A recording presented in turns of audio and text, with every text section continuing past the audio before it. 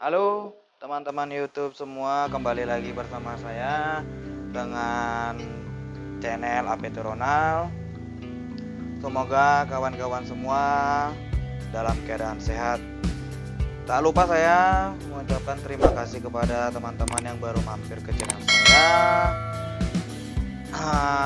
Silahkan dukung video ini jika bermanfaat bagi saudara, dan bagikan juga kepada teman-teman yang lain supaya bisa saling dapat memahami tentang obat.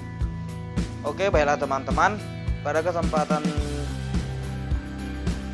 ini saya akan coba membahas atau memberikan informasi tentang obat paracetamol. Mungkin teman-teman semua sudah pernah ya, sudah tahu itu obat paracetamol itu apa. Itu paracetamol itu kan banyak dijual bebas ya, banyak dijual bebas di apotek, di warung-warung juga bisa. Tapi yang harus teman-teman ketahui tentang paracetamol itu adalah dari efek samping atau toksik dari paracetamol itu ya, harus teman-teman ketahui. Oke, baiklah, pertama itu kita tahu dulu itu paracetamol itu sebenarnya apa gitu ya. Kalau di Indonesia itu memang dikenal itu sebagai paracetamol, tetapi jika di luar itu dikenal sebagai nama acetaminophen. Itu nama latinnya ya. Namanya itu adalah golongan obat, yaitu para-aminofenol. Para-aminofenol merupakan juga metabolit dari penasetin ya, metabolit dari penasetin, di mana merupakan obat ini sering ya digunakan untuk terapi demam dan juga analgetik. Tetapi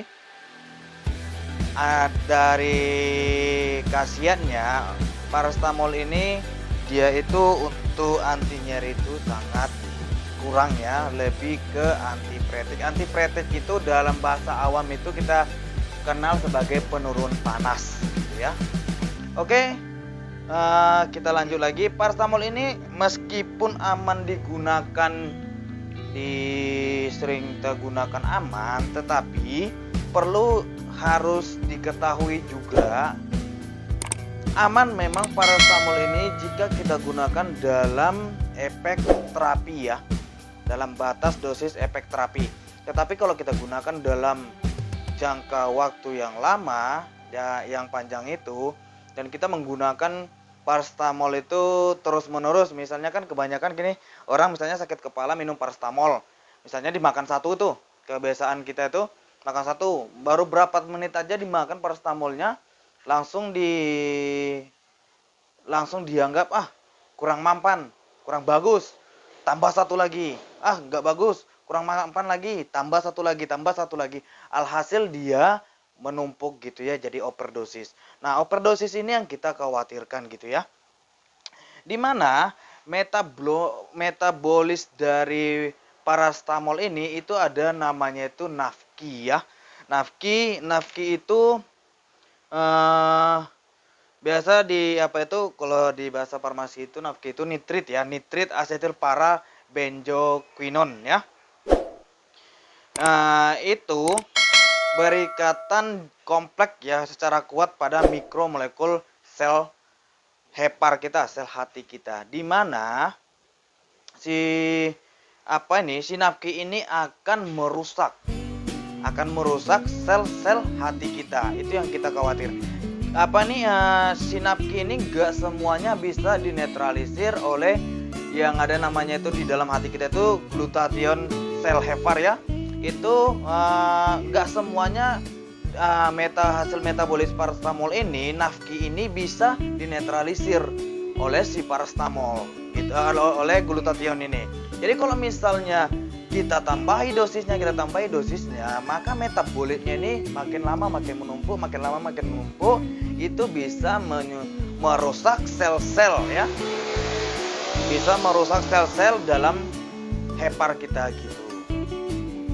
Jadi untuk teman-teman itu kalau menggunakan paracetamol itu, saya tanyakanlah kepada apoteker atau dokter Anda bagaimana baiknya paracetamol itu dipakai hanya seperlunya saja.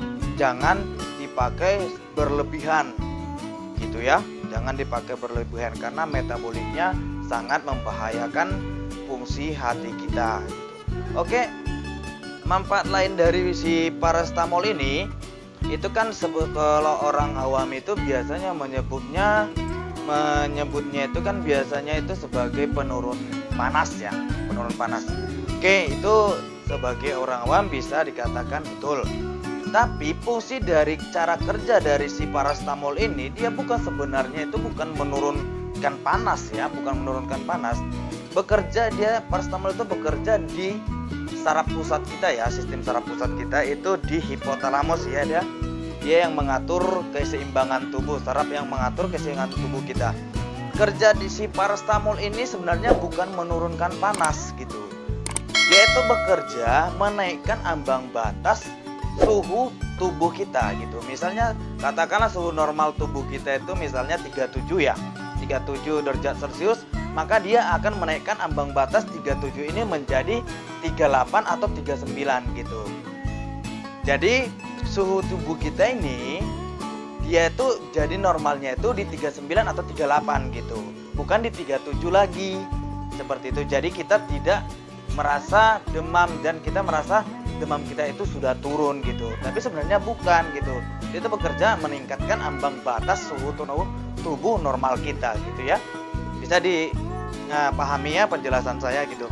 Oke, penjelasan tadi itu sengaja saya buat itu dengan bahasa yang awam ya, tidak terlalu farmasis atau medis sekali seperti itu supaya dapat dipahami oleh teman-teman.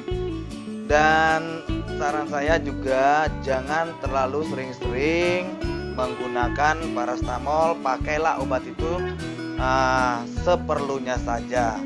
Obat itu racun sebenarnya, tetapi kalau kita tepat dalam dosis terapinya, maka dia akan bermanfaat pada tubuh kita.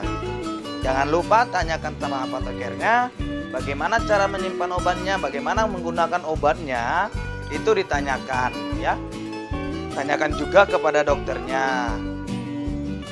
Kalau Anda itu datang berobat ke dokter atau ke tim medis lain, Anda itu jangan malu-malu atau sungkan atau menutupi gitu ya. Karena kejujuran Anda dalam mengatakan gejala atau simptom yang Anda alami itu meningkatkan terapi ya. Meningkatkan kesembuhan Anda gitu. Jadi tidak ada memperkecil kesalahan dalam memberikan terapi ya jadinya gitu. Jadi kalau misalnya Anda berbohong atau apa, bisa jadi kami para medis itu salah dalam memberikan terapi gitu ya. Maka antara pasien dengan si dokter atau misalnya pasien dengan apoteker atau yang ke teman medis lainnya itu harusnya saling bekerja sama gitu ya. Berikan penjelasan yang lebih baik tentang kondisi Anda gitu, apa yang Anda rasakan gitu ya. Oke, baiklah teman-teman, sampai sini dulu penjelasan saya tentang paracetamolnya. Semoga videonya bermanfaat.